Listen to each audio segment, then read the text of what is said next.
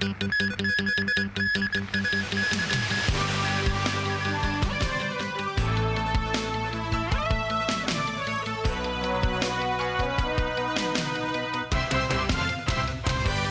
woman charged with tricking 2 women into going to Thailand for illegal work appeared in court today.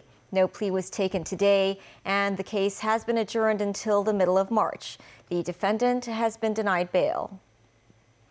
The 32-year-old woman, who claimed to be a beautician, faces 2 counts of conspiracy to defraud. She was brought to the Shatin Magistrates Courts this morning. She allegedly conspired with unknown individuals in December last year to trick 2 women into performing illegal work in Thailand by promising them a high reward. Upon the arrival in Thailand, the pair were taken to a scam compound in Myanmar to undergo forced online scam-related training. U.S. President Joe Biden used his farewell address to warn of what he called an oligarchy of the ultra-wealthy taking root in his country. Speaking from the Oval Office as he prepares to hand over power to President-elect Donald Trump on Monday, Biden sounded the alarm over the accumulation of power and wealth among a small few. I have no doubt that America is in a position to continue to succeed. That's why my farewell address tonight, I want to warn the country of some things that give me great concern. This is a dangerous concentration, and that's a dangerous concentration of power in the hands of a very few ultra-wealthy people. And the dangerous consequences if their abuse of power is left unchecked.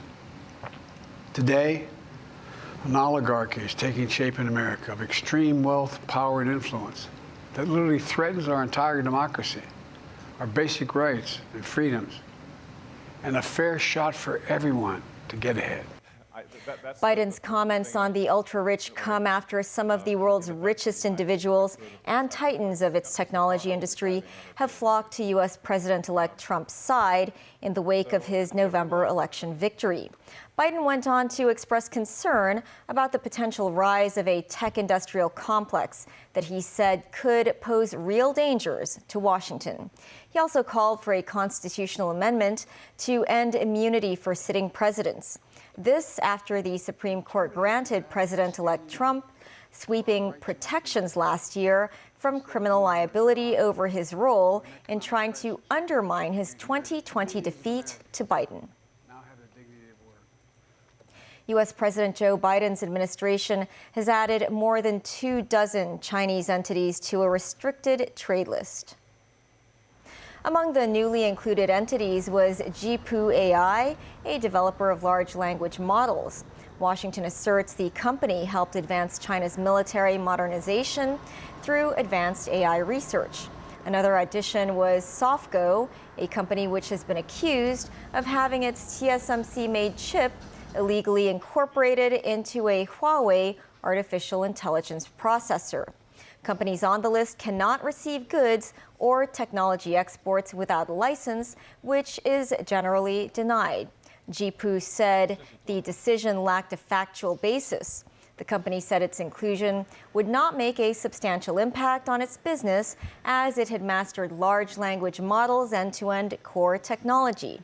SoftGo earlier stated it has never been engaged in any direct or indirect business relationship with Huawei. The U.S. Commerce Department also strengthened controls on the flow of chips to China to better prevent diversion to Huawei. U.S. President-elect Donald Trump is reportedly weighing on a plan that could suspend America's impending ban on TikTok, which is due to take effect on Sunday. Danny Zhou reports. The Washington Post reported on Wednesday that Donald Trump is mulling a potential executive order that would halt the TikTok ban for 60 to 90 days after he takes office. Trump's pick for National Security Advisor Mike Waltz has confirmed that the president-elect is exploring options to preserve TikTok.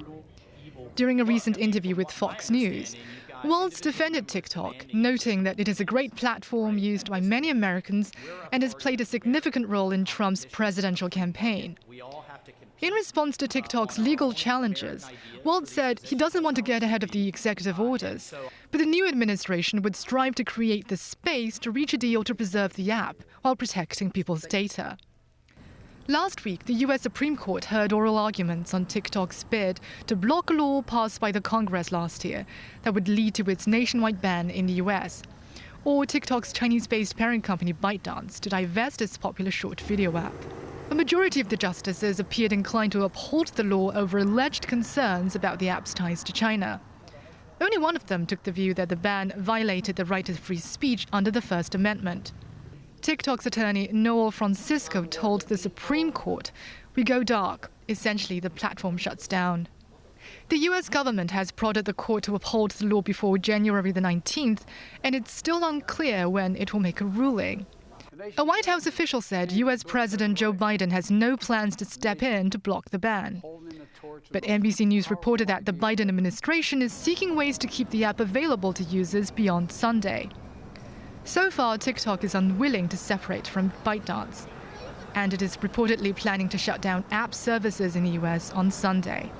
Sources said the company is also considering giving users an option to download all their data. The ban could have global ripple effects, as hundreds of US service providers will be prohibited from making TikTok available to users around the world. Wedbush Securities highlighted the move risks Beijing's retaliation ahead of its incoming tariff negotiations with Washington, putting tech moguls in China like Apple and Tesla at stake. Its analysts concluded they believe a true ban on TikTok is unlikely, as there are a range of options that Trump could head on. Danny Zhou, TVB News. South Korea's arrested President Yoon Suk-yeol failed to attend a second day of questioning by investigators today.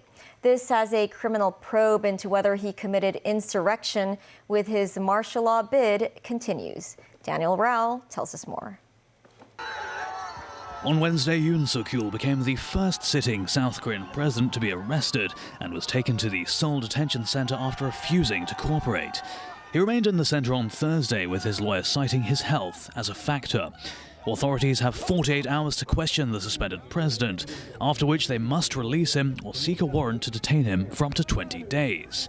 The embattled leader has up to now refused to talk with investigators who had prepared a questionnaire of more than 200 pages. His lawyers have said the arrest warrant is illegal because it was issued by a court in the wrong jurisdiction, and the team set up to investigate him had no legal mandate to do so. Yoon's refusal to cooperate with investigators comes as the South Korean Constitutional Court held a second hearing in his impeachment trial to determine whether to remove him permanently or reinstate his presidential powers. South Korea is grappling with its worst political crisis in decades, sparked by Yoon's brief attempt to impose martial law on December 3rd that was voted down by Parliament. In opening arguments at the Constitutional Court, an opposition Democratic Party lawmaker condemned Yoon for the insurrection. The lawmaker said Yoon and a small number of supporters had sought to stoke chaos by refusing to accept his arrest warrant. In response, Yoon's defense team said his impeachment was not intended to defend the Constitution, but for the opposition to use the majority power of Parliament to usurp the position of the president. Yoon's lawyer Cho Dae-hyun said the suspended president's decision to declare martial law had been made in good faith, based on his view that the country was in a state of emergency. Daniel, TV News.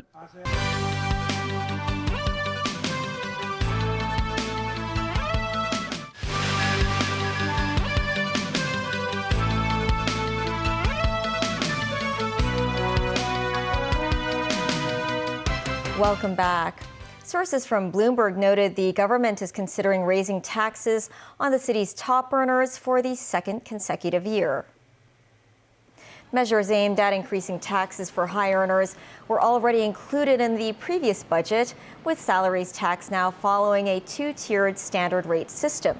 Currently, unmarried individuals with an annual salary of over $2.02 million qualify for the standard tax rate. The standard tax rate for those with an annual salary of $2.02 million to $5 million is 15%. For those with an annual salary of over $5 million, the standard rate for any in excess of the $5 million mark was raised to 16%. Sources said authorities are considering whether to further raise that tax rate or lower the $5 million threshold. However, the city's Taxation Institute reportedly believes the measure will not do much to boost the government's coffers. The Kai Tak Sports Park's main stadium will host a charity concert on Saturday. This will be the first non-sport trial event to test out the park's operations. About 18,000 spectators are expected to show up for the event. The concert will start at 6 p.m. on Saturday, but spectators can enter the venue starting from 4 p.m. Among the 18,000 concert viewers, 4,000 will take part in activities in the lawn of the main arena, also for testing out the operation. MTRN bus services will be increased that evening to cope with a large number of people leaving the area. The Airport Authority today announced a development blueprint that aims to turn Hong Kong International Airport into a world-class landmark. The entire project will cost about $100 billion. The landmark will be located in the sea between Chep Lap Kok, the artificial island where the Hong Kong port of the Hong Kong-Zhuhai-Macau Bridge is located, and Tung Chung North. Under the name Skytopia, the project will include developments such as a bay for yachts and a fresh food market. We expect to cost around 100 billion. And then out of which about 30 billion will be on infrastructure costs, and that would be borne by the Airport Authority. And that for this 30 billion infrastructure costs, we would fund it with our internal resources. For the other initiatives, we will work with the private sector accordingly.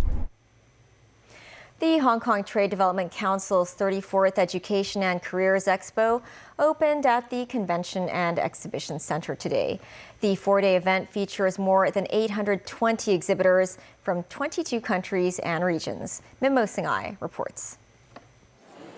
Visitors to the four-day event can find more than 4,000 job options, according to the organizer, the Hong Kong Trade Development Council. Among the exhibitors in the career section, 16 are government departments, including the Fire Services Department, the Immigration Department, and the Correctional Services Department. Some exhibitors, such as the police force, provide on-site interview opportunities. In these 4 days, we set up on-site group interview for the police constable. So only the successful attempts will be counted, and the result will be valid for 3 months. And then they can proceed the other selection criteria, like the final interview and also physical fitness test, etc. In the fair's education section, exhibitors include local universities and language consultation services. Some students found the event helpful. It is useful for me coming to the expo because I can receive career information from different parts of the world, said this Form 6 student. The expo opens to the public free of charge between 10 a.m. and 7 p.m. on the first 3 days, and it will close at 6 p.m. on the final day. Memos 9, TVB News. That's the news. Thanks for watching. Bye for now.